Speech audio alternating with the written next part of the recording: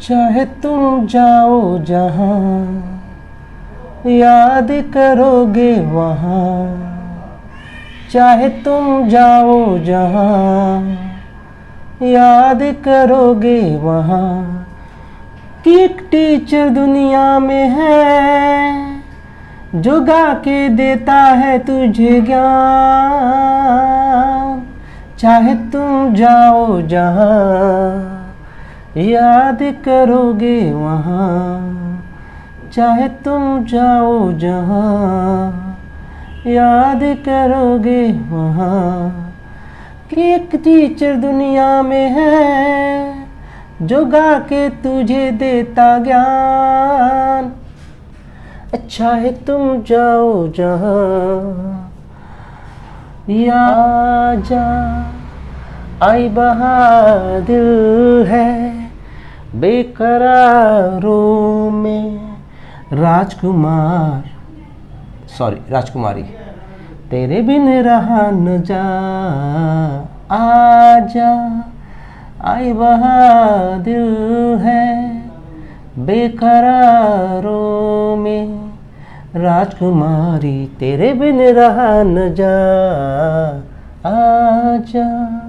Hello बच्चों, my name is अंजारुल और आप देख रहे हैं आपका अपना चैनल मिस्टर एच। बच्चों, आज की क्लास में जैसा कि टॉपिक डिसाइडेड है एप्लीकेशन ऑफ इंटीग्रल के बारे में हम कुछ जानने की कोशिश करेंगे, उसके कॉन्सेप्ट को जानने की कोशिश करेंगे। जो पोर्शन 11 का वो पोर्शन जो इसमें यूज किया जा सकता है उन सारे कॉन्सेप्ट के बारे में जानेंगे। पहले मैं ये चीज़ें क्लियर कर देना चाहता हूँ कि इसमें 11 के कॉन्सेप्ट यूज होने वाले हैं। कौन सा पोर्शन यूज होने वाला है? Conic section.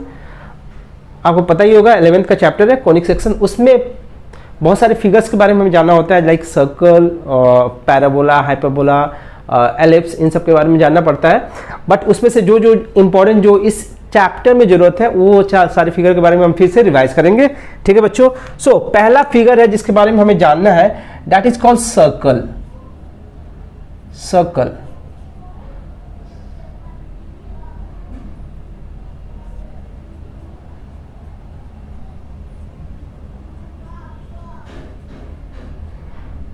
बच्चों, आपको मैं जस्ट रिवाइज करा रहा हूं 11 का कॉन्सेप्ट। किसी भी सर्कल के इक्वेशन के लिए, for the equation of any circle we need two things. First is centre and second is the radius of the circle.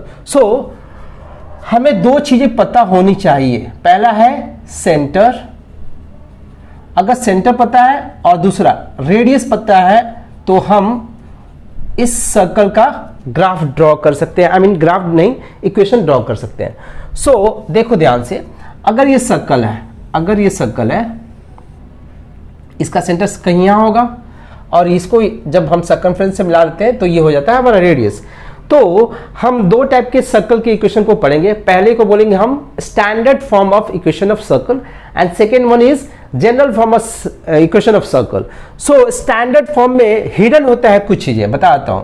Standard form के बारे में जब हम पढ़ेंगे स्टैंडर्ड फॉर्म, तो उसमें देखो क्या मतलब होता है। स्टैंडर्ड फॉर्म पढ़ रहे हैं हम लोग, स्टैंडर्ड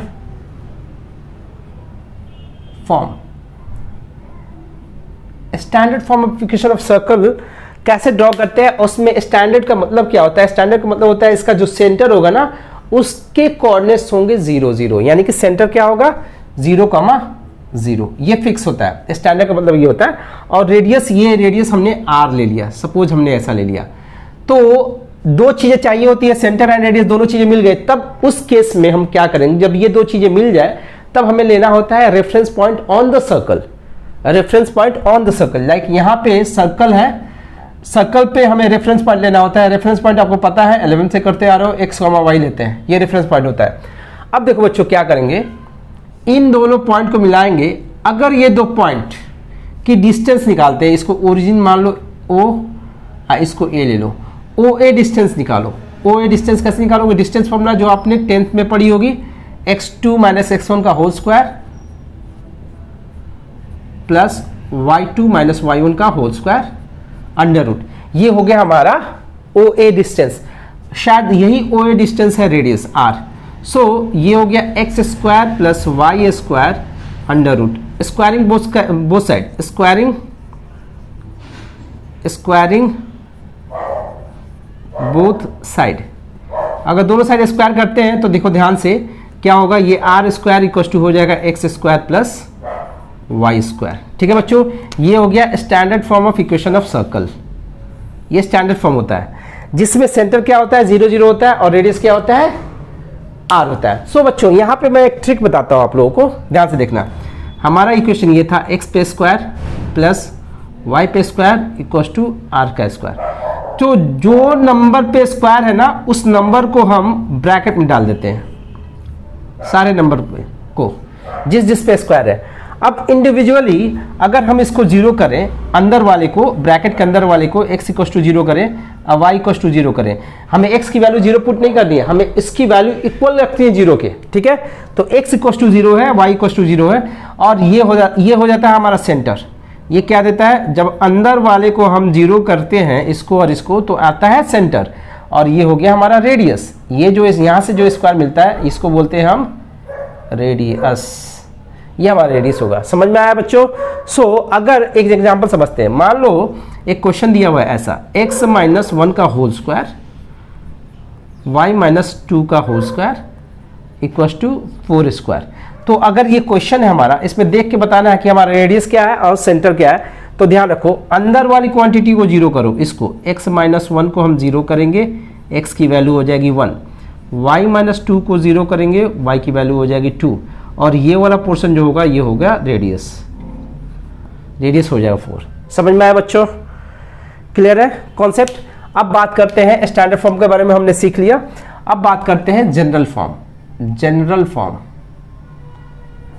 जनरल फॉर्म कुछ नया नहीं है, पुराने जैसा ही है, बस उसमें होता क्या है, ये जो हमारा सर्कल है, सर्कल का सेंटर जो होता है 0 0 नहीं होता है जनरल फॉर्म में।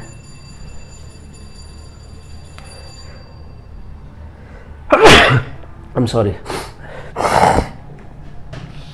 इसमें क्या होता है, a कॉमा बी ले सकते हो, कुछ भी ले सकते हो, h कॉमा के भी ले सकते हो, अल्फा कॉमा बीटा भी ले सकते हो, आपकी मर्जी। मतलब ये निकलता है कि 0 0 नहीं हो सकता, लाइक 1,2 3,5 ऐसा कुछ हो सकता है।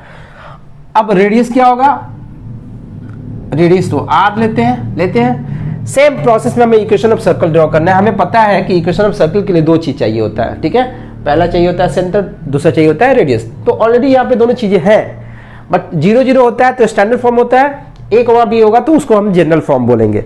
सो बच्चों देखो, हम यहाँ से इक्वेशन निकालते हैं। कैसे निकालेंगे? Same process. यहाँ पे हम रेफरेंस पॉइंट लेंगे x कॉमा y, इसको बोलते हैं हम क्या, reference point. x comma y लेते हैं। अब यहाँ से ये डिस्टेंस निकालते हैं, ये डिस्टेंस यहाँ से ये डिस्टेंस। तो ये डिस्टेंस क्या हो जाएगा, इसको O मान लो, सेंटर है, इसको पॉइंट A मान लो। OA डिस्टेंस क्या हो जाएगा, under root x minus a whole square plus y minus b whole square. OA जो वैल्यू है that is equal to r। ये हो गया x माइनस a का whole square, y minus b का whole square equal to r square. ठीक है बच्चों, तो ये हो गया, स्क्वायरिंग बोथ साइड कर दिया, रूट हटा दिया। ठीक है, तो ये हो गया हमारा equation of circle in general form. यहां पे सेंटर कैसे निकालेंगे, अंदर वाले को 0 करो, इसको 0 करो, इसको अंदर वाले को इक्वल 0 करो, इस अंदर वाले को इक्वल 0 करो। So x minus a equal to 0 होगा तो x की वैल्यू आ जाएगी a। y माइनस b को 0 किया तो y की वैल्यू आ जाएगी b। तो a कॉमा b ये सेंटर हो गया। देखो यहाँ पे a कॉमा b है और इधर वाला जो है ये स्क्वायर को ब्रैकेट में डाल दो तो ये हो गया रेडियस, ये रेडियस हो गया। रेडियस कितना होगा, r। ठीक है बच्चों, सेम यही वाला क्वेश्चन यहाँ पे मैंने मतलब कि वहाँ से इसी तरीके से इसको भी निकाला गया है। ठीक है, क्लियर हुआ? सर्कल के बारे में आप थोड़ा सा क्लियर हो चुके हो। सो ये आपका जस्ट रिवीजन हो रहा है। ये एक्चुअली पढ़ना था हम लोगों को 11th क्लास में, जो कि चैप्टर होता था कॉनिक सेक्शन। तो उसमें हमें इसके बारे में डिस्कशन करनी थी। वहाँ पे हमने बहुत सारे क्वेश्चन भी करे थे। हमें यहाँ पे क्वेश्चन करने की जरूरत नहीं है, हमें जस्ट हमें इसका इक्वेशन कैसे ड्रॉ करना है उसके बारे में सीखना है। ठीक है, सो ये हो गया हमारा सर्कल। जो नेक्स्ट टॉपिक है पैराबोला, और ये कोई नया टॉपिक नहीं है, ये आप क्लास 10 से पढ़ते आ रहे हो। ठीक है, वो अलग बात है, आपको याद नहीं है वो सारी चीज़ें, बट ये क्लास 10th में भी है पैराबोला। चैप्टर नंबर 2 है पॉलिनोमियल्स, उसमें है। सो 11 में तो चैप्टर ही यही है पैराबोला वहाँ पे कॉनिक सेक्शन में। सो एक्सरसाइज एक पूरी देखो पैराबोला हमें जितने भी फिगर पढ़ने हैं वो सिर्फ स्टैंडर्ड फॉर्म पढ़ने हैं, ठीक है ना। स्टैंडर्ड फॉर्म का मतलब क्या होता है पैराबोला में बता, जैसे सर्कल में बता दिया था सेंटर क्या होता है 0 0। सिमिलरली यहाँ पे भी कुछ ऐसा कुछ होता है बता दूंगा। इसमें 4 फिगर होते हैं, तो ध्यान देने वाली बात क्या है, y पे स्क्वायर होगा इक्वल टू 4ax, एक इक्वेशन ये होता है। दूसरा ये होता है y square equal to -4ax। Third होता है X square equal to 4ay, X square equal to -4ay। तो ये सारे फिगर देखो क्या होता है इसका ग्राफ बनता है y पे जब स्क्वायर होता है तो c बनता है, ऐसा पैराबोला बनता है, ठीक है। अच्छा हम बात कर रहे हैं स्टैंडर्ड फॉर्म की, हम सब में जितने भी पढ़ रहे हैं ना ये सारे स्टैंडर्ड फॉर्म है, स्टैंडर्ड फॉर्म है। स्टैंडर्ड फॉर्म में पैराबोला में क्या होता है, वर्टेक्स, इसको बोलते हैं वर्टेक्स, जहां से यू शेप लेता है या सी शेप लेता है। दो टाइप के बनते हैं पैराबोला, एक सी शेप में होता है, एक होता है यू शेप में होता है। तो जहां से यू शेप या सी शेप लेता है वहां पे जहां से मूव करता है ना, इस वाले पॉइंट को बोलते हैं वर्टेक्स। इसको क्या बोलते हैं वर्टेक्स, ये वर्टेक्स होता है। सो ये हो गया पैराबोला के अंदर वाली भाग, ये बाहर का पार्ट, इंटरनल ये हो गया, एक्सटर्नल ये हो गया। तो इंटरनल में इसका क्या होता है, फोकस होता है, फोकस समथिंग यहां पे होता है, ठीक है ना। और ये इसका कोऑर्डिनेट क्या होता है, ये वाला ए, ये वाला ए, ये वाला ए। तो ये कोऑर्डिनेट हो गया a,0, क्योंकि ये हमारा x एक्सिस है, ये y एक्सिस है, ठीक है। समझ में आया ना। तो हमें बेसिकली वर्टेक्स के बारे में जानना था। इसमें वर्टेक्स क्या हो गया 0 0 और a,0 ये वाला है, 4a के साथ वाला a,0 हो गया इसका फोकस, ठीक है बच्चों। और ये सेंट्रल कर्व नहीं है, सेंट्रल कर्व नहीं है का मतलब क्या है, ये बंद नहीं है, कर्व खुला हुआ है, ठीक है ना। तो इसको सेंट्रल कर्व नहीं बोलेंगे। अगर सेंट्रल कर्व होता तो इसमें सेंटर होता ही होता, ठीक है। तो इसमें सेंटर नहीं होता है, इसमें क्या होता है वर्टेक्स होता है, ठीक है। ध्यान रखना इस चीज का। a,0 ये हो गया फोकस वर्टेक्स। और इसमें एक दो पॉइंट और आते हैं, वो बाद में देख लेंगे अगर जरूरत पड़ी तो। वैसे मुझे नहीं लगता कि जरूरत पड़ेगी। LLR भी आता है लेकिन उसमें जरूरत नहीं है हमें LLR की, ठीक है। दूसरा स्टेप देखो, अगर y square equal to 4ax है, माइनस साइन के साथ है, तो c ऐसे बन रहा था, प्लस में माइनस में c ऐसे बन जाएगा, ठीक है। वर्टेक्स तो इस केस में भी 0 0 होगा। फोकस यहां पे आ जाएगा। अब फोकस यहां के बजाय यहां पर शिफ्ट हो जाएगा। मैंने बोला कि फोकस कहां होता है, internal part of the parabola. तो इंटरनल पार्ट ये हो रहा है, तो यहां पे फोकस क्या हो जाएगा, इस वाले 0 0 लेफ्ट में, 0 0 से लेफ्ट में क्या होता है, x माइनस होता है ना, तो -a,0 ये हो गया हमारा फोकस। इसको क्या बोलते हैं, इसको बोलते हैं हम, इसको फोकस बोलते हैं। ये फोकस होता है, ये वर्टेक्स होता है, तो ये फोकस हो गया सॉरी। अब देखो x पे स्क्वायर इक्वल टू 4ay है, तो इसका ग्राफ बनता है क्या, इसका ग्राफ बनता है अपवर्ड पैराबोला। पैराबोला ये भी बनता है लेकिन ऊपर की तरफ बनता है पैराबोला। अब यू शेप यहां पे आएगा, यू शेप लेगा यहां से, ठीक है, ऐसे बनेगा। सो यहां पे ये जो हो गया, ये हो गया वर्टेक्स 0,0 और फोकस होगा क्या, इंटरनल पार्ट ऑफ दिस, यहां पे होगा समथिंग। तो ये पॉइंट क्या हो गया 0,a, ये वाला a, 0,a, ठीक है। अब देखो अगर माइनस साइन है, एक्स स्क्वायर 4ay के साथ माइनस साइन है, तो ये बनेगा पैराबोला नीचे की तरफ, ऐसे बनेगा, ठीक है। अब फोकस होगा यहां पे, वो क्या हो जाएगा 0,-a, ये फोकस हो गया, वर्टेक्स हो जाएगा 0,0। क्लियर है, फिगर क्लियर है आप लोगों को। अब नेक्स्ट टॉपिक देखते हैं, एलिप्स। एलिप्स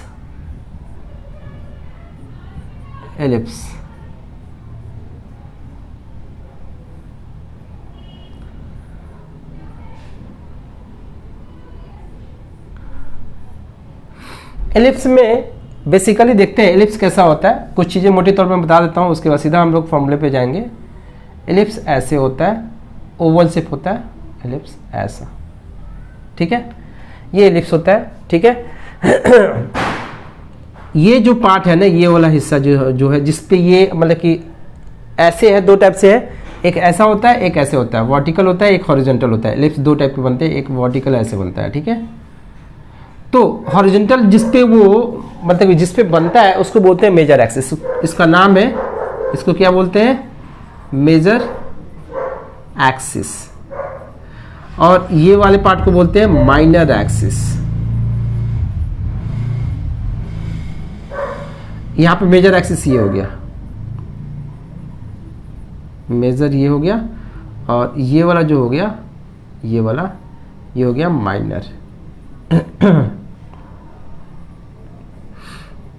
इतना क्लियर है। अब देखो, सिंस ये बंद है, ये क्या है, बंद है, तो इसको बोलेंगे सेंट्रल कर्व। ये कौन सा कर्व है हमारा, सेंट्रल कर्व, क्योंकि ये बंद है, ठीक है, बंद है, तो इसमें मिलेगा सेंटर, इसमें सेंटर मिलेगा, तो ये होता है इसका सेंटर, ये, ठीक है, और ये होता है सेंटर, ठीक है। अब देखो, यहां से लेके ये, इसको बोलते हैं लेंथ ऑफ मेजर एक्सिस, यहां से लेके यहां तक, ये वाला पोर्शन जो होता है ना, ये वाला, यहां से लेके यहां तक, ये डिस्टेंस, इसका नाम दिया गया है लेंथ ऑफ मेजर एक्सिस। और इसको बोलते हैं हम, यहां से यहां तक जो डिस्टेंस है ना, इसको बोलते हैं लेंथ ऑफ माइनर एक्सिस, ठीक है बच्चों, इतना समझ में आया। अब देखो, इसमें दो फोकस होते हैं, एक यहां पे होता है, एक यहां पे होता है, एक सेंटर होता है, ये बीच वाला, दो फोकस होते हैं, इसलिए उसको बोला जाता है फोकाई। और इस वाले लेंथ को बोलते हैं length of minor major axis, इस वाले को बोलते हैं लेंथ ऑफ माइनर एक्सिस। ठीक इसके उल्टा हो जाता है इसमें।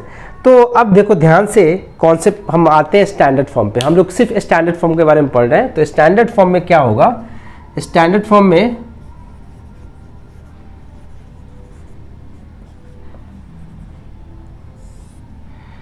दो इक्वेशन ऑफ एलिप्स ये है, X square plus A square upon A square Y square upon B square equal to 1। और यहाँ पे a बड़ा है b से, ध्यान रखना a बड़ा है b से, ये पॉइंट इंपॉर्टेंट है। तो a कहाँ पे है, a है x के नीचे, तो ओवल से बनेगा x पे, ये हो जाएगा हमारा मेजर एक्सिस, x ऐसे बनेगा। ठीक है, समझ में आया बच्चों, ये समथिंग ऐसा बनेगा। ठीक है, ये हो गया सेंटर। सेंटर क्या होता है इसमें, सेंटर होता है इसमें 0 0। ठीक है, स्टैंडर्ड फॉर्म में 0 0 होता है। और इसके जो दो फोकाई होते हैं, फोकाई देखो, फोकाई होता है AE, 0 माइनस AE, 0। यानी कि ये पॉइंट जो होता है इसको बोलते हैं AE, ये वाला पॉइंट है इसको बोलेंगे माइनस AE, 0। ठीक है, ये AE, 0 हो गया, ये माइनस AE, 0 हो गया। ठीक है, और ये हो गया 0 0, ये सेंटर हो गया 0 0। इतना क्लियर है बच्चों। अब देखो लेंथ ऑफ मेजर एक्सिस यहां से लेके यहां तक, यहां से लेके यहां तक, ये इसको बोलते हैं लेंथ ऑफ मेजर एक्सिस, जो कि होता है इस वाले फॉर्मूले में 2a। ये जो a स्क्वायर है ना, इसका ट्वाइस, विदाउट स्क्वायर इसका ट्वाइस। और लेंथ ऑफ माइनर एक्सिस होता है 2b, यहां से यहां तक, ये जो लंबाई ये लेंथ है ये होता है 2b। ये क्या होगा 2b। ठीक है बच्चों, क्लियर है, ये 2b होगा, ये होगा 2a। तो अगर ये सेंटर है, बीच वाला पार्ट है, तो आधा आधा डिवाइड होगा, यहाँ पे आधा हो जाएगा, यहाँ पे आधा हो जाएगा, तो ये पॉइंट जो होगा वो होगा a, 0, और ये होगा माइनस a, 0। ये पॉइंट हो जाएगा 0, b, ये पॉइंट हो जाएगा 0, माइनस b। ध्यान रखना ये सब चीज़ों का, जिन्होंने 11th में अच्छे से कर रखा है उनको ये सब पता होगा। ठीक है, जस्ट रिकॉल करवा रहा हूँ, हालांकि इस चैप्टर में हमें इसकी ज़रूरत है तो इसलिए मैं करवा रहा हूँ। समझ में आ गया ना, ये सारे पॉइंट्स हैं जिसको थोड़ा सा याद रखना है, मेमोराइज करना है। अब दूसरा फॉर्म देखते हैं, इसका दूसरा फॉर्म देख लेते हैं, X square upon B square plus Y square upon A square equals to 1। इसमें हमने क्या लिया, a बड़ा है b से, ध्यान रखना a ही बड़ा है b से, a बड़ा कर दिया हमने b से। तो एलिप्स अब कैसे बनेगा, y के नीचे वाला बड़ा है तो एलिप्स बनेगा वर्टिकल, ऐसे ऐसा वाला एलिप्स बनेगा। ठीक है बच्चों, इसके सेंटर ये होंगे 0 0, फोकस एक यहाँ पे होगा एक यहाँ पे होगा। इसको नाम देंगे 0, AE, इसको नाम दे देंगे 0, -AE। ठीक है, ये दो फोकाई हो गए और इसकी लेंथ होगी 2a, तो सेंटर है तो आधा इधर हो जाएगा, तो ये होगा 0, A, ये वाला पॉइंट, और ये वाला पॉइंट होगा 0, -A। सिमिलरली ये पॉइंट हो जाएगा B, 0, ये होगा -B, 0। ठीक है, इसकी नहीं जाती कॉन्सेप्ट से हो जाती है मेरे यार, ओ मेरे यार, सुना है हमने सुना है तुमने, यही कहते हैं जमाने वाले। जो अब देखते हैं कॉन्सेप्ट है मॉडुलस फंक्शन। ठीक है, मॉडुलस फंक्शन में बेसिकली हम लोग स्टैंडर्ड फॉर्म्स के अलावा इसमें कुछ कुछ फॉर्म पढ़ लेंगे हम लोग, जैसे कि एक स्टैंडर्ड फॉर्म ये है y = mod x। So basically हमें इसमें क्या जानना है कि इसका ग्राफ क्या होता है, एज वेल एज इसका सॉल्यूशन भी हम देखेंगे। इसमें देखो स्टेप 1 याद रखना, आप स्टेप 1 याद रखो। स्टेप 1 इसमें क्या बोलता है, स्टेप 1 में quantity under modulus sign, quantity under modulus sign, इसको हम करेंगे इक्वल 0। x की वैल्यू यहां पे आई 0। अब एक बात ध्यान रखना, जब y = mod x हो, यानी कि x पे पावर 1 है, y पे पावर 1 है, अलजेब्रिक फंक्शन है, सिंस मॉडुलस स्टेप है y = mod x को सॉल्व करने का, क्वांटिटी अंडर मॉडुलस साइन क्या करेंगे, इक्वल 0 करेंगे, यानी कि अंदर की क्वांटिटी क्या है x, उसको इक्वल 0 किया। तो ये जो वैल्यू आई x = 0, ये x = 0 वो पॉइंट है जहां से इसका ग्राफ बनेगा V शेप, क्योंकि y = mod x algebraic function होता है मॉड के अंदर में, तो उसका ग्राफ बनता है V शेप। पावर क्या होना चाहिए, लीनियर, यानी कि 1 पावर होना चाहिए। उस केस में बनेगा V शेप। तो V शेप बनने के लिए एक पॉइंट चाहिए जहां से V शेप लेगा, ऐसे ये पॉइंट क्या होगा, वो यही पॉइंट है। इसका ग्राफ बनेगा x = 0 यहां पे होता है, यहां से V शेप बनेगा ऐसा, ये हुआ।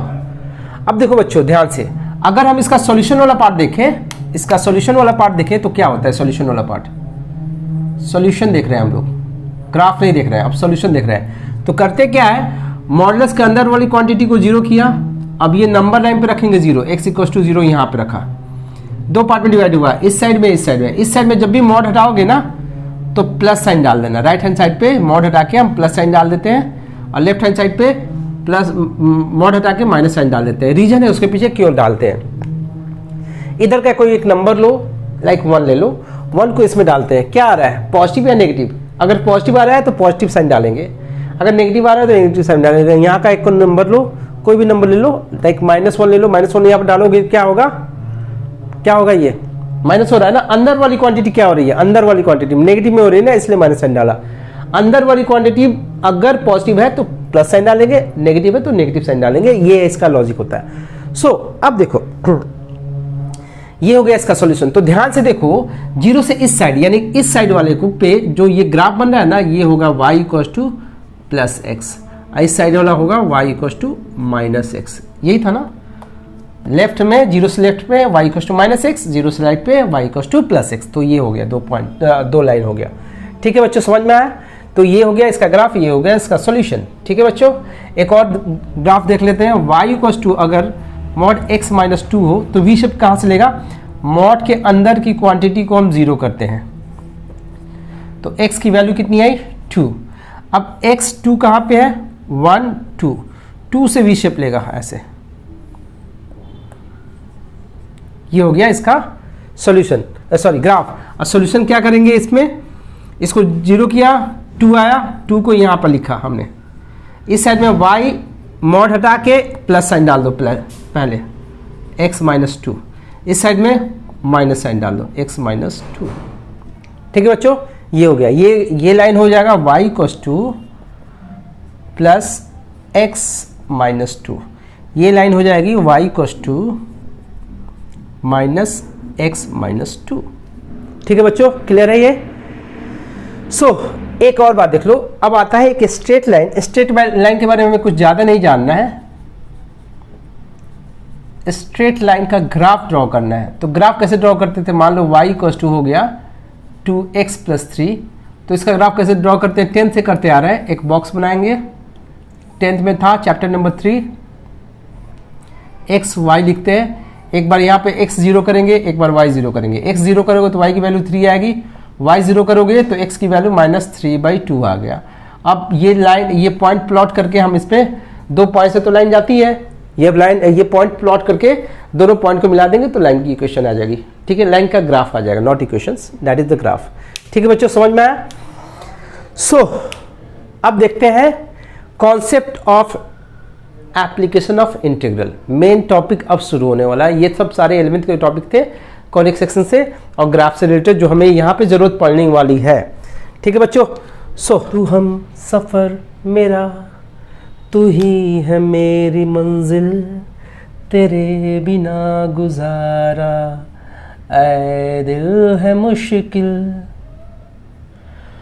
ये उन लोगों के लिए हम सफ़र का काम करेगा जिनको मैथ्स टफ लगता है, क्योंकि ये पोर्शन इतना इजी है। अगर इंटीग्रेशन थोड़ा सा अच्छा है तो ये पोर्शन इतना इजी है कि मतलब कि आप इसमें फुल स्कोर ला सकते हो। इसमें हम एप्लीकेशन ऑफ इंटीग्रल में तो बेसिक समझते हैं कि मीनिंग क्या होता है।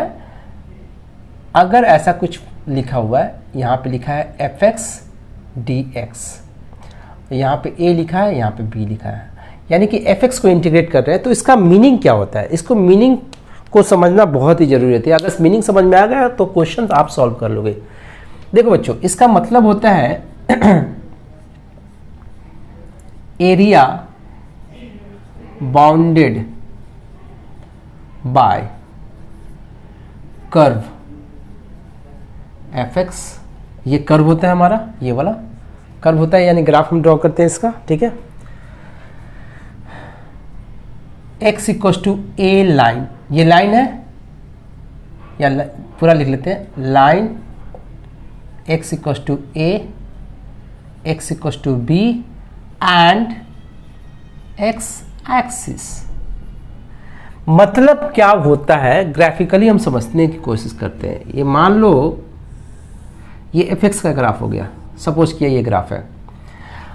x इक्वल्स टू 2 का ग्राफ कैसे ड्रॉ करते हैं, x इक्वल्स टू 2 1 2 2 पे जाके ऐसे लाइन ड्रॉ कर सकते हैं, x एक्सिस पे 1 2 2 पे जाके ऐसे perpendicular line on the x axis draw करते थे। अगर x इक्वल्स टू -3 की ग्राफ ड्रॉ करनी है तो क्या करते थे, -3 -1 -2 -3 पे आके ऐसे लाइन ड्रॉ कर दिया। ठीक है बच्चों, ये ग्राफ हो गया। अगर बात करें x equals to a is the constant and b is the constant, तो x इक्वल्स टू a क्या है, मान लेते हैं यहाँ पे a है तो ये x equals to a line हो गया। ठीक है, ये b है तो ये x equals to b line हो गई। क्लियर है, इतना क्लियर है, समझ में आ रहा है ना। एरिया बाउंडेड बाय कर्व, ये कर्व, ये लाइन और x एक्सिस ये वाला, इसके बीच का एरिया ये होगा, ये वाला पार्ट,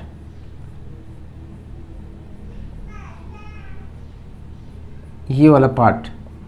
यानी कि अगर किसी कर्व को इंटीग्रेट करते हैं लिमिट a टू b, तो इसका मतलब क्या होता है कि area below the curve up to the x axis, below the curve to the x axis, and ऐसे कहां से कहां तक जाना है हमें वो डिसाइड करता है लिमिट। a टू b जाना है तो x इक्वल टू a से लेके x टू b लाइन तक हमें इंटीग्रेट करना है। ये एरिया बाउंडेड बाई कर्व का मतलब ये होता है। ठीक है, समझ में आ गया ना। तो अब देखते हैं इसके बेसिक कॉन्सेप्ट को देखते हैं कि ये एरिया कैसे निकलता है, इसका मतलब एरिया क्यों होता है। सो ये टॉपिक जो था वो कॉन्सेप्ट क्लियर कराया गया था 7.8 में, एक्सरसाइज 7.8 में, जो अनफॉर्चुनेटली कटा हुआ है इस बार 2 साल से कंटिन्यू उसको डिलीट किया जा रहा है सीबीएसई की तरफ से। बट वो कॉन्सेप्ट हम लोग यहाँ पर सीख लेंगे, थोड़ा बहुत तो मैं बता ही देता हूँ क्योंकि उसकी ज़रूरत है हमें, क्योंकि अगर आपको लॉजिक नहीं समझ में आएगा तो याद करने वाली चीज़ें हो जाएगी, कॉन्सेप्ट क्लियर होने चाहिए। सो बच्चों देखो, ये हमारा कर्व है, ये हो गया x equals to A line, ये हो गया x equals to B line. अब देखो क्या करेंगे, हम इसमें एक छोटे छोटे स्ट्रिप बना लेते हैं, है ना। ये स्ट्रिप बनाते जा रहे हैं।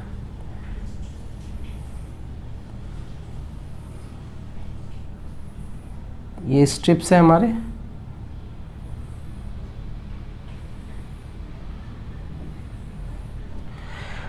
ये सारे स्ट्रिप्स हैं।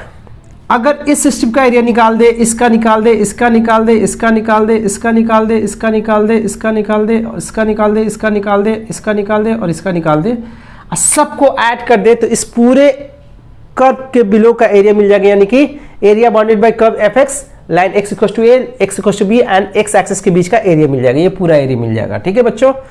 सो अब देखो इसका एरिया कैसे निकालेंगे, तो इस वाले स्ट्रिप को थोड़ा बड़ा करके हम लोग देखते हैं, मैग्नीफाइंग करना है इसको मैग्नीफाइड किया हमने, ऐसे की कर दिया, ये एक स्ट्रिप है।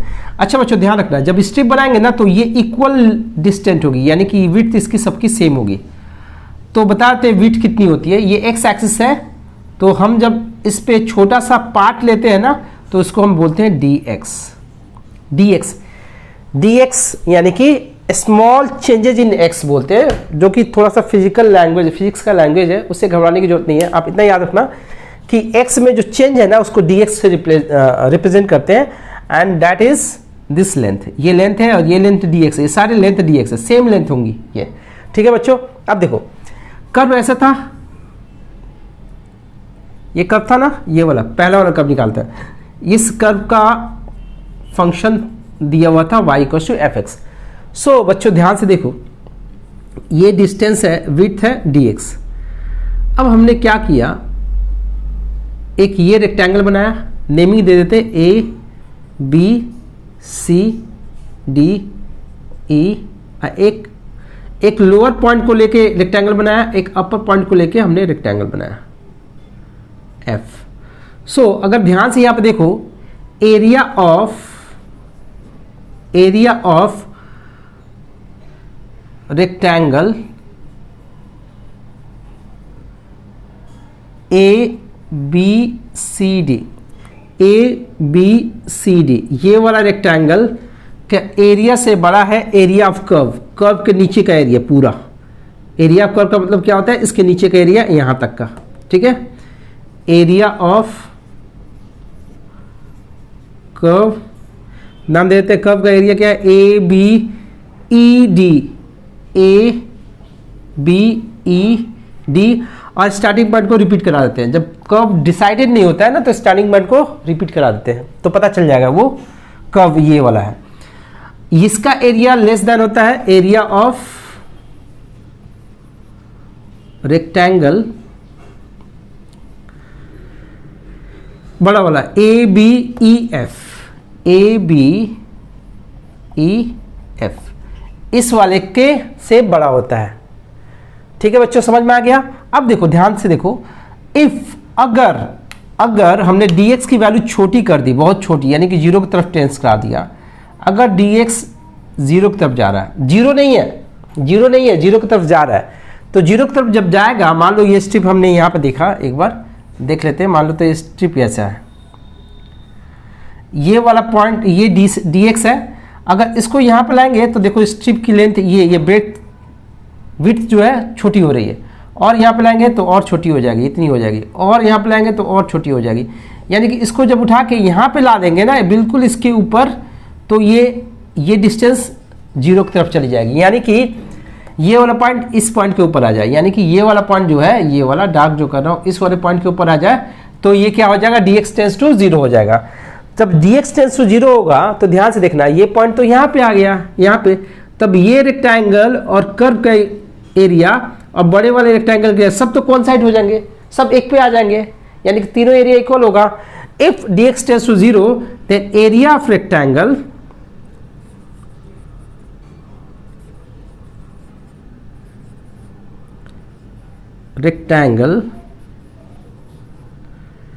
ABCD इक्वल होगा एरिया ऑफ कर्व ABEDA, ये दोनों बराबर होगा, रेक्टेंगल का एरिया और कर्व का एरिया, और ये भी बराबर होगा। सो अगर हम इस रेक्टेंगल का एरिया निकाल लें तो कर्व का एरिया मिल जाएगा, इस कर्व का एरिया मिल जाएगा। तो रेक्टेंगल का एरिया क्या होता है, L इंटू बी। यहाँ पे L क्या है, ये वाली L है ना लेंथ, तो ये होगा y equal to F X. ये हाइट कितनी होगी, fx, और विड्थ कितनी है, dx। तो देखो बच्चों ध्यान से, ये जो fx dx है, ये वाला यहां से यहां तक, ये क्या है, ये एरिया ऑफ वन स्ट्रिप है, एक स्ट्रिप का एरिया है। अगर ऐसे ऐसे सारे एरिया को निकाल ले, स्ट्रिप के एरिया को निकाल दो और उसको प्लस कर दो, प्लस का मतलब होता है इंटीग्रेशन, कहां से कहां तक एरिया निकाल लो आप, ए से लेके बी तक के स्ट्रिप का एरिया निकाल लो। इंटीग्रेशन का मतलब होता है सम कर देना, इसको प्लस कर देना, तो क्या मिल जाएगा, एरिया ऑफ द कर्व मिल जाएगा। समझ में आ गया बच्चों। अगर हमने इसको इंटीग्रेट कर दिया कहां से कहां तक, ए से लेके बी तक, तो ये होगा area of curve, area of curve. ठीक है बच्चों, समझ में आया ना, ये क्या दे देगा, एरिया ऑफ कर्व। क्लियर है। सो बच्चों ये था हमारा कॉन्सेप्ट। अब देखते हैं इसके बाद जो हमें तीन, ये बेसिक कॉन्सेप्ट था, हमें 3 टाइप के क्वेश्चंस देखने होते हैं इसमें, तो उनके कॉन्सेप्ट को देख लेते हैं। टाइप 1 में सिंपल सा टाइप होता है, एरिया अंडर सिंपल कर्व। मान लो और इसी को देखते हैं, ये हमारा कर्व हो गया, ये कर्व है, ठीक है। हमें इसके नीचे का एरिया चाहिए, ये लिमिट है x इक्वल टू a और x इक्वल टू b, ये एरिया निकालना है। सपोज करो डायग्राम आपने बना लिया, ग्राफ बना लिया, और इसका एरिया ये निकालना है, ये वाला एरिया, ये नीचे का एरिया निकालना है। तो हम करेंगे कि आज सिंपल सा कॉन्सेप्ट बताता हूँ आप लोगों को। आप सबसे पहले एक स्ट्रिप बनाओगे, सिंपल सा एक स्ट्रिप बनाओगे, ज़्यादा स्ट्रिप बनाने की जरूरत नहीं है, कोई भी एक स्ट्रिप बनाओ। यहाँ पे बना लिया, ठीक है। ये देखो स्ट्रिप के 2 कॉर्नर है, एक ये वाला है, एक ये वाला है। एक कॉर्नर जिस एक्सिस को टच करेगा, अगर x को टच कर रहा है तो ये dx लेंगे, अगर y को टच कर रहा होता तो dy लेते हैं। इतना क्लियर है। और दूसरा कॉर्नर जिस कर्व पे को टच कर रहा है उस कर्व को इंटीग्रेट करना है, ध्यान रखना, जिस कर्व को टच कर रहा है उसी कर्व को इंटीग्रेट करना है। तो देखो रिक्वायर्ड एरिया क्या हो जाएगा, एरिया होगा dx इंटीग्रेशन, जब यहां पर dx आएगा तो y की वैल्यू लेंगे, ध्यान रखना। जब dx लिखेंगे ना, स्ट्रिप dx x पे बनेगा तो dx लेंगे, जब dx लेंगे तो y की वैल्यू लिखेंगे, ठीक है। और ये ऐसे स्ट्रिप, ऐसे कितने स्ट्रिप बनाने हैं, कहां से कहां तक बनाने हैं, तो देखो a से लेके b तक बनाने हैं, यहां तक आएगा ऐसे स्ट्रिप्स, ठीक है। तो हम a से लेके b तक इंटीग्रेट कर देंगे। समझ में आ गया ना। यहां से यहां तक ये लिमिट दे देगा, कहां ऐसे में लेफ्ट टू राइट कहां से कहां तक जाना है, और अप टू डाउन जिस कर्व को इंटीग्रेट करते हैं वहां से लेके x तक का एरिया होता है, ठीक है बच्चों। समझ में आ गया कॉन्सेप्ट। सो अब देखो, अगर स्ट्रिप्स, मान लो कर्व ये है, अब बोले यहां से लेके यहां तक के एरिया को इंटीग्रेट करो, मीन्स एरिया निकालो इसका। तो मान लेते हैं ये y equal to A line है, y equal to B line है, हमें ये एरिया निकालना है। तो हमने स्ट्रिप यहाँ पे बना लिया एक, तो इसका एक कॉर्नर कहाँ पे है, y पे, तो ये लेंगे dy, और इस वाले कर्व को इंडिकेट करेंगे, जो भी ग्राफ दिया हो, जो भी उसका वैल्यू दी होगी कर्व की उसको, यानी कि ये यहाँ पे लिखेंगे dy, तो यहाँ पे क्या आएगा, जब dy होगा तो x आएगा, a से लेके b तक स्ट्रिप बना के हम इसको प्लस कर देंगे, तो ये रिक्वायर्ड एरिया हो जाएगा, रिक्वायर्ड एरिया हो जाएगा। क्लियर है बच्चों, ये हमारा कॉन्सेप्ट क्लियर है। तो ये हो गया हमारा फर्स्ट कॉन्सेप्ट, ठीक है। सेकंड कॉन्सेप्ट देखते हैं, कहता है, देखो ध्यान से। Type 2, when two curves cut each other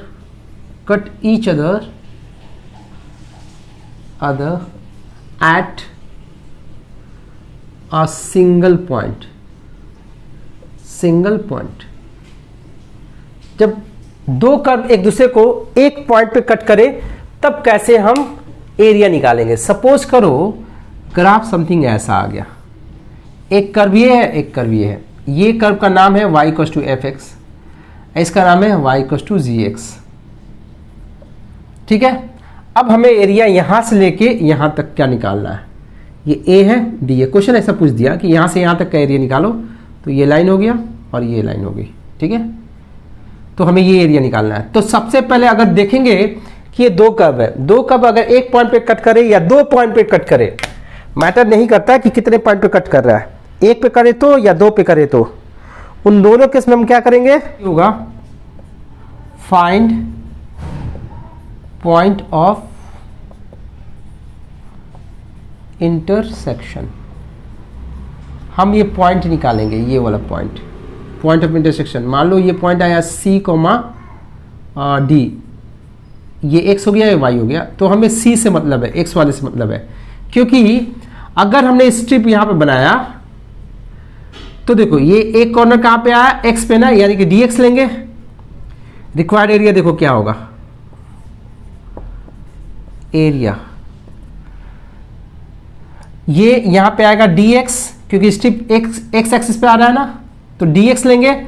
और कहां से कहां तक इंटीग्रेट करेंगे, a से लेके c तक। स्ट्रिप यहां पे बनाते जाओगे ना, तो स्ट्रिप यहां तक वाला स्ट्रिप जो होगा ना, ये fx पे बनेगा, तो यानी कि fx को इंटीग्रेट करेंगे। मैंने क्या बोला था, स्ट्रिप जब बनाओगे ना तो देखना एक कॉर्नर कहां पे आ रहा है, x एक्सिस पे आ रहा है तो dx लेंगे। दूसरा कॉर्नर कहां जा रहा है, किस कर्व पे जा रहा है, इस वाले कर्व पे जा रहा है ना, fx पे, तो fx को इंटीग्रेट करेंगे। कहां तक, यहां तक। लेकिन इसके बाद से स्ट्रिप जब बनाओगे वो कहां चला गया, g पे चला गया। तो c से लेके b तक, c से b तक यहाँ पे dx लिखेंगे, क्योंकि ये भी स्ट्रिप x पे बन रहा है, dx लेंगे। हम gx को इंटीग्रेट करेंगे, क्योंकि इसका एक कॉर्नर g पे आ गया, यहाँ के बाद से g पे आ गया, सब g पे आ गया। और दोनों एरिया को प्लस कर देंगे, टोटल एरिया मिल जाएगा। ठीक है बच्चों, समझ में आया ना concept. Type 3, area between two curves. Area between two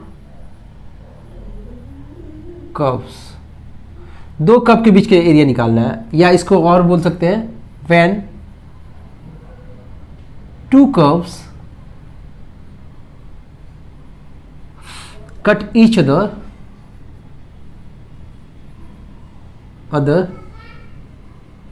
at two different point।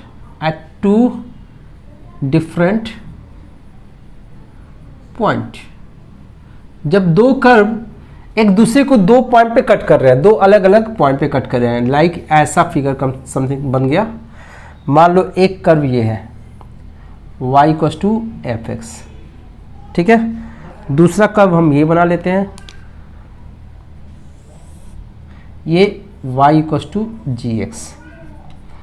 सो इसका सबसे पहला ये पॉइंट ऑफ इंटरसेक्शन है, ये निकालेंगे। स्टेप 1 में क्या करेंगे, फाइंड पॉइंट ऑफ इंटरसेक्शन। ये तो निकालोगे, ये निकालोगे, इसके नंबर होते हैं, ठीक है, ध्यान रखना इस चीज को। जब भी दो पॉइंट पे या एक पॉइंट पे कट करे तो आंख बंद करके ये पहले निकाल देना, ठीक है। कैसे निकालेंगे, जब हम क्वेश्चन सॉल्व करेंगे। आज कॉन्सेप्ट बता रहा हूँ, नेक्स्ट वीडियो में हम लोग क्वेश्चन देखेंगे एक्सरसाइज 8.1, तो उसमें हम कैसे सॉल्व करेंगे उस चीज को मैं रिमाइंड कराता रहूंगा कि देखो हाँ यहाँ पे ये कॉन्सेप्ट बताया था, पॉइंट ऑफ इंटरसेक्शन ऐसे निकालते हैं, ठीक है। तो ये पॉइंट आ गया, मान लेते हैं ए आ गया, हमें एक्स से जरूरत है, एक्स कोऑर्डिनेट की जरूरत है इसकी, ये आ गई बी पॉइंट। सो अगर इस कर्व को इंटीग्रेट करोगे तो क्या मिलेगा, इसके नीचे का एरिया मिलेगा यहां तक। इस कर्व को y = fx को इंटीग्रेट करोगे तो ये नीचे का एरिया मिलेगा, ठीक है। तो अगर हमने रिक्वायर्ड एरिया देखो कैसे निकालेंगे, रिक्वायर्ड एरिया अगर ए से लेके बी तक एफ एक्स को इंटीग्रेट कर दोगे तो ये पूरा एरिया मिल जाएगा, ये पूरा। और वही ए से लेके बी तक जी एक्स को इंटीग्रेट कर दोगे, जी एक्स को डी एक्स, क्योंकि स्ट्रिप जब बना रहे हैं तो एक्स पे आ रहा है ना, तो डी एक्स ले लिया, ठीक है, को इंटीग्रेट करोगे तो इसके नीचे का ये एरिया मिलेगा। हमें बीच का एरिया चाहिए, बड़े वाले एरिया में से इस वाले को माइनस कर दो तो बीच का एरिया मिल गया। तो अब यहां से मॉडिफाई कर सकते हैं हम लोग, एक इंटीग्रेशन साइन ले लिया, ये एफ एक्स माइनस जी एक्स डी एक्स ऐसे लिख सकते हैं। इसको और भी हम सिंपल फॉर्म में ऐसे लिख सकते हैं, ए टू बी, एफ एक्स क्या था, ऊपर वाला कर्व, तो इसको लिखेंगे अपर कर्व। क्या लिखेंगे, अपर कर्व, माइनस जी एक्स क्या था, नीचे वाला कर्व, जिसको लिखेंगे लोअर कर्व। और यहां पे आ गया dx। अगर स्ट्रिप x पे बन रहा है तो dx लेंगे, अगर स्ट्रिप y पे बन रहा है तो dy लेंगे। तो बच्चों समझ में आ गया, जब एरिया बिटवीन टू कर्व्स निकालना हो तो हमें कॉन्सेप्ट अप्लाई करना होता है, upper curve minus lower curve. पहले तो पॉइंट ऑफ इंटरसेक्शन निकालेंगे, दोनों पॉइंट निकाल लेंगे, फिर इसके बीच का एरिया निकालना है ये वाला। तो क्या करेंगे, अपर कर्व जो है उसमें से लोअर कर्व को माइनस कर देंगे और उसको इंटीग्रेट कर देंगे, इससे हमें एरिया मिल जाएगा। सो बच्चों अब नेक्स्ट वीडियो में हम देखेंगे एक्सरसाइज 8.1, पूरी की पूरी एक्सरसाइज देख लेंगे और काफ़ी इजी है। होपफुली आई होप आप लोग ये कॉन्सेप्ट पढ़ के रखोगे तो ही वो वीडियो समझ में आएगी। अगर आप सेकंड वीडियो देख रहे हो एओआई की, तो आपको उसके लिए ये वाली वीडियो जरूर देखनी पड़ेगी। अगर इसका कॉन्सेप्ट क्लियर नहीं है तो फिर क्वेश्चंस वहाँ पे समझ में नहीं आएंगे, क्योंकि उसमें मैं सिर्फ क्वेश्चंस कराऊंगा। सो आई होप कि आप ये सारे कॉन्सेप्ट्स को लिखोगे, नोट्स बनाओगे प्रॉपर, उसके बाद चीज़ों को समझने की कोशिश करोगे। अगर आपको चीज़ें समझ में नहीं आती तो वीडियो को रिमाइंड करके 2 बार 3 बार उस चीज़ को सुनो कि क्या मैं बता रहा हूँ, ठीक है। उसके बाद भी नहीं समझ में आता है तो क्वेरी आप डाल सकते हो, मैसेज कर सकते हो मुझे, मैं उस क्वेरी को सॉल्व कराऊंगा और उसको अच्छे से फिर से बताने की कोशिश करूंगा। अगर आपको वीडियो पसंद आ रही है तो आप इसको लाइक करें, सब्सक्राइब करें, अपने दोस्तों में ज़्यादा से ज़्यादा इसको शेयर करें।